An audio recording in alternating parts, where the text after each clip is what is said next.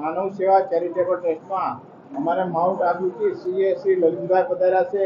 ખૂબ ખૂબ ધન્યવાદ, ખૂબ ખૂબ આનંદ થયો અને ખૂબ ખૂબ ધન્યવાદ. સાહેબ, આપ જ આપનો પરિચય અને સંસ્થા વિશેના બે શબ્દો આપો.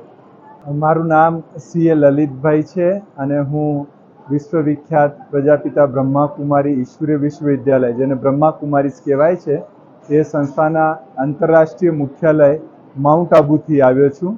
હું સંસ્થાના સેક્રેટરી તરીકે સેવાઓ આપું છું અને અહીંયા મારે ફર્સ્ટ ટાઈમ જ આ સંસ્થાનો પરિચય થયો અને આવવાનું થયું. પણ જ્યારે હું કેમ્પસમાં આવ્યો અને અહીંયાની પ્રવૃત્તિઓ વિશે મને જાણકારી થઈ અને બધી પ્રવૃત્તિઓ મેં જોઈ, તો મને લાગ્યું કે જેવું એનું નામ છે માનવ કલ્યાણ, એ ખરેખર માનવ કલ્યાણ સંપૂર્ણ રીતે કરી રહી છે, આના નામને સાર્થક કરી રહી છે. કલ્યાણ એટલે શિવનું બીજું નામ કલ્યાણકારી હોય છે.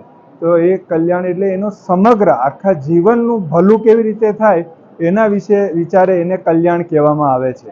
અને ખરેખર અહીંયા પણ જે વ્યક્તિને દુનિયામાં કોઈ પણ સ્વીકારતો નથી, એટલું જ નહીં પણ દુત્કારે છે, એવા વ્યક્તિને બોલાવીને અહીંયા લાવીને અને એમને એમના જીવનનો સંપૂર્ણ અધિકારો આપવાનો, એમને ખાવાનો અધિકાર, એમને નાહવાનો અધિકાર, એમને સારી સ્વાસ્થ્યનો અધિકાર, એમને ઊંઘવાનો અધિકાર, એ જે બધા જ અધિકારો એક માનવને મળવા જોઈએ, ભગવાને જે માનવને આપ્યા છે અને અત્યારે વંચિત થઈ ગયા છે કોઈ કારણોથી, પણ એ અધિકારો આ માનવ કલ્યાણ જે આ ચેરિટેબલ ટ્રસ્ટ છે એ આપી રહ્યું છે.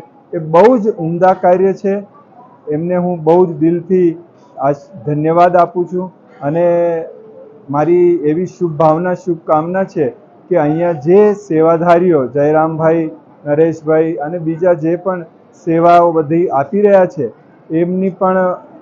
એમનું સ્વાસ્થ્ય સદા સારું રહે, એમનું ઉમંગ ઉત્સાહ બન્યું રહે અને એમને જીવનમાં ખૂબ જ આનંદ, ખુશી અને બની રહી કે એ એવા અનેકોની બીજી સેવા કરી શકે, એવી અમારી અભ્યર્થના છે પ્રભુ પાસે. ખૂબ ખૂબ ધન્યવાદ. નમસ્કાર. ખૂબ ખૂબ ધન્યવાદ. નમસ્કાર.